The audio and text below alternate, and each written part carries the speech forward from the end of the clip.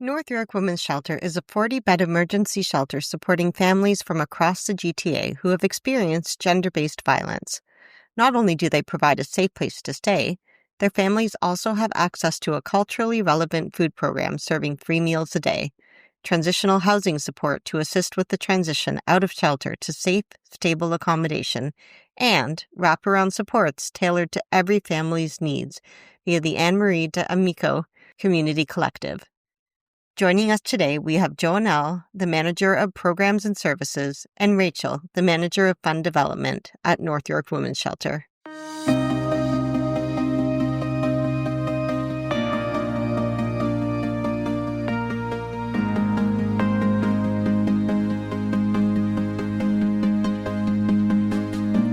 Hello, this is your host, Renata Ortega. Welcome to today's episode of the Cycle Breaker and Changemaker podcast. This podcast is all about how to break free from negative generational cycles in order to create meaningful, lasting changes. For helpful tools and answers to your most pressing questions, be sure to follow me on Instagram and Facebook at Cycle Breaker Changemaker. I look forward to helping you on your cycle breaking and change-making journey. I promise you will find nothing more rewarding than this.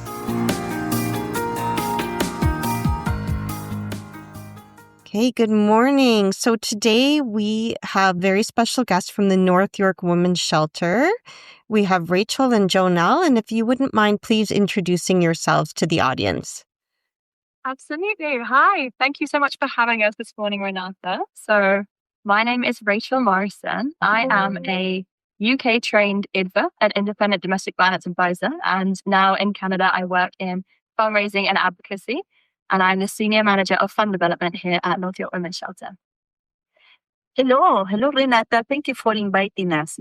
My name is Jhoanel Lucero Ruiz. I am the Program and Services Manager at North York Women's Shelter, and I have also many years of experience into this sector.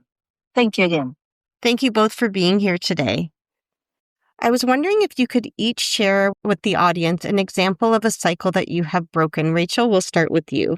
Ooh, okay. So we're going to speak from the perspective of North York Women's Shelter here, not myself, not Jhoanel specifically.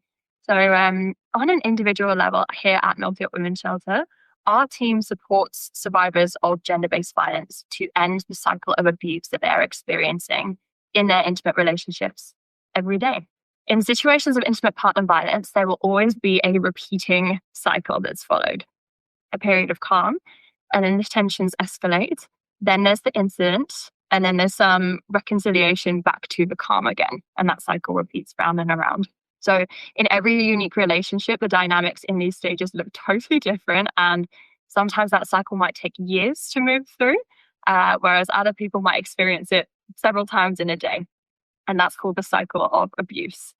So last year at North York Women's Shelter, we received and supported 236 crisis calls from individual people who were looking for help and knew that something wasn't right. So when folks reach our crisis line, our expert team of women's advocates listen to their situation.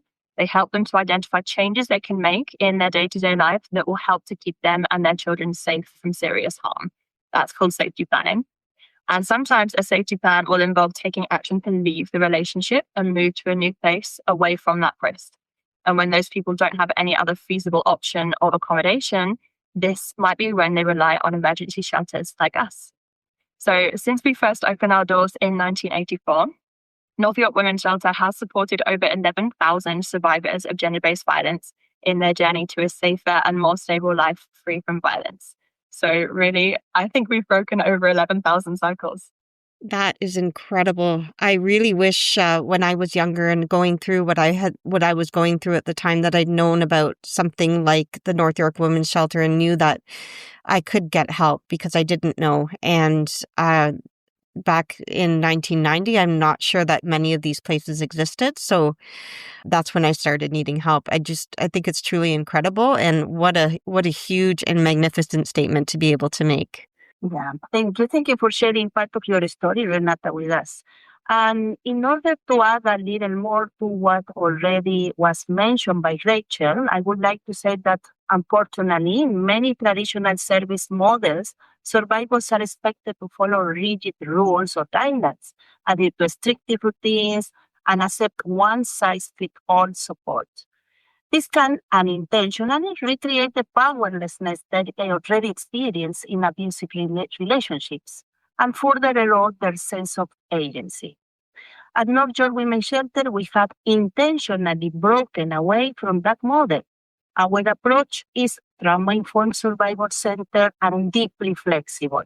We believe that healing begins with dignity, voice, and choice. At North York Women's Shelter, we also intentionally minimize unnecessary institutional structures in our daily operations. For example, we do not enforce curfews or require participation in mandatory programming. We meet survivors where they are using a harm reduction approach that prioritizes dignity, autonomy, and choice. Staff work collaboratively with them to create and co-create personalized plans that reflects their unique goals, identities, and needs. This flexible, trauma-informed approach helps restore a sense of control, build trust, and support long-term healing and empowerment. That's wonderful. Thank you so much for sharing. It's really truly magnificent what you're both doing and what the cycles that the North York Women's Shelter is breaking every day. And I love that you're meeting people where they're at. That's so important because we can't place expectations on someone who's going through abuse or trying to escape it. I was wondering if you could now share what signs can tell people that they need support and that their situation is dangerous. What can we look for if we're somebody that wants to help somebody who's in need? Yeah, well, this is a great question, Renata, because there are so many signs that a situation where you can see that a situation may be harmful or dangerous. And some of them could be feeling constantly afraid, anxious, sad, not good enough, being isolated from family, friends, or support systems, including not wanting to talk to other people about your relationship in order to protect your partner or because of fear, having your finances, movements, or communications always controlled, maybe feeling the need to hide something of this from your partner to fear of their response, being blamed. To add, yeah, so being blamed or feeling ashamed or made to feel responsible for your partner's actions, including after some time when you're in the relationship, blaming yourself out of habit, experiencing physical harm, of course, or threats or verbal intimidation, being pressured or forced to do things against your will, including sexual acts, which are not our obligation. So abuse is not always a physical thing. It can be emotional, it can be psychological, it can be financial, and it can be sexual. So what we like to say is if you're experiencing anything that makes you feel uncomfortable, unsafe, diminished, or like you have lost your sense of self or control, these are serious red flags.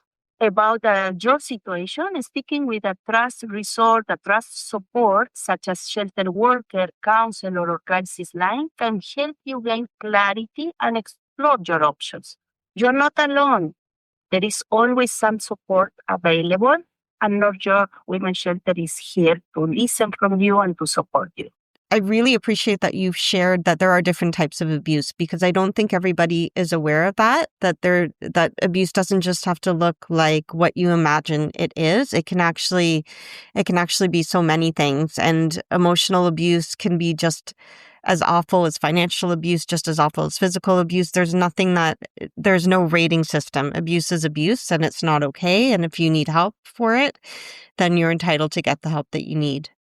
Absolutely. And actually, with the emotional and psychological abuse, sometimes that can be a lot harder for us to identify because the signs of physical abuse, we know when it's happening and we know when it's over, right? Whereas something emotional and, coercive and controlling behaviors, that can carry on for a really long time and it can feel very normal to us after a while. So often people that aren't experiencing the more visible types of abuse, if that's the right word for me to use there, they can find it a lot harder to identify So that is why we like to touch on all of these different things. And, there's signs that you can see in the person that you're in a relationship with and signs that you can see within yourself sometimes too. Yeah. But ultimately, we have gut instinct for a reason. And I think we sometimes know when something's not right, even if we can't quite articulate what that means, because the emotional abuse has sort of brainwashed us into some way of thinking that this is normal, and it's not right. Yeah, that is correct. But something else as well is taking into consideration the culture background.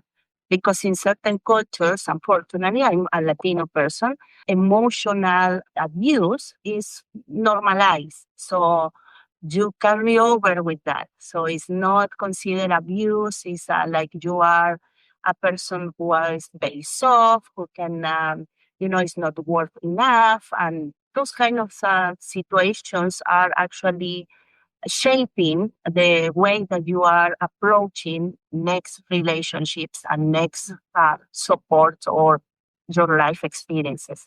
So thank you. I really appreciate what you have shared, and that I really appreciate the statements that you're making. And the next question I would like to ask is if you could please share with the audience what exactly the North York Women's Shelter is, who it supports, and how the audience can access help if they need it or if someone that they know needs it.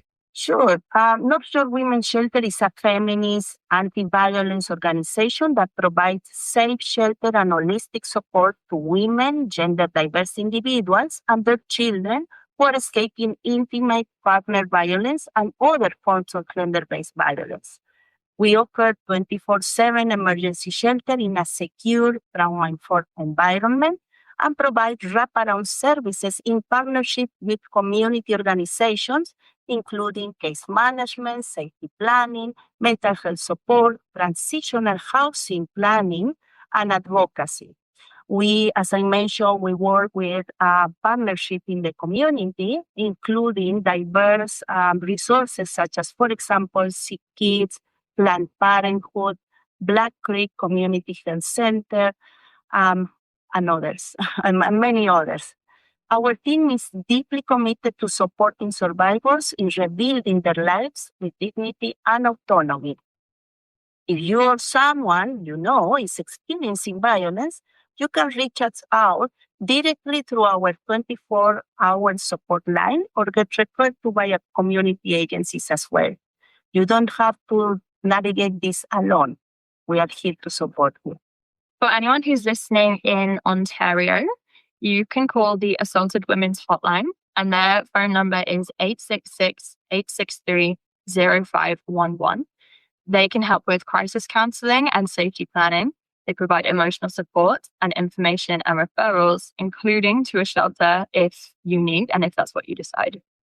And also for anyone outside of the province, we are going to share a list of crisis lines with Renata to add to the show notes for folks to read, and you can use the service that will suit you best, because of course we're only in one location, one area, but abuse does not discriminate. It happens, and sadly, in all corners of the country and beyond. So there are crisis centers near you, and you just need to find them and reach out. Help is available. Thank you. Yes, that's so true. Abuse does not discriminate, and sometimes when you're in the situation, you don't realize that you can access support, and there is truly so much support. We just heard about the robust services that are offered. It's quite incredible how many different services there are, and that the abuse center can be reached 24/7 is also something that's quite incredible, because abuse doesn't decide what time it's going to happen at, and you might need to be getting out of a situation very quickly and at a late hour. So it's wonderful to know that that exists. And I was wondering if you could please share how listeners can support the work of the North York Women's Shelter. Do you accept donations, financial or physical donations? Please tell us how we can help. Yes, absolutely. And thank you for this question. We are very proud to say that North York Women's Shelter really is built on community. We're a very passionate team of staff and advocates.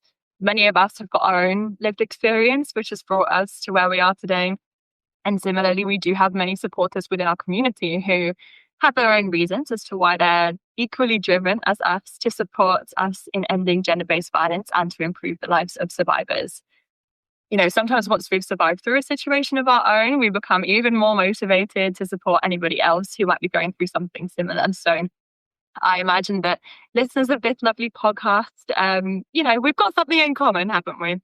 So if anybody is touched by our work and wants to learn more, you can firstly take a look at our website, which is nyws.ca, so standing for North York Women's Shelter.ca.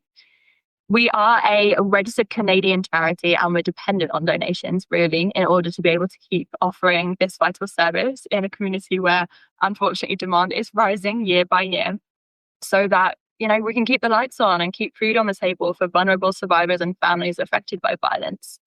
And it is, unfortunately, a common myth that shelters like us are fully funded by the government. While there is some support, we do have a fundraising department and we do need the support of generous donors in order to run smoothly. If anybody is able and interested in donating financially, you can do so via our website.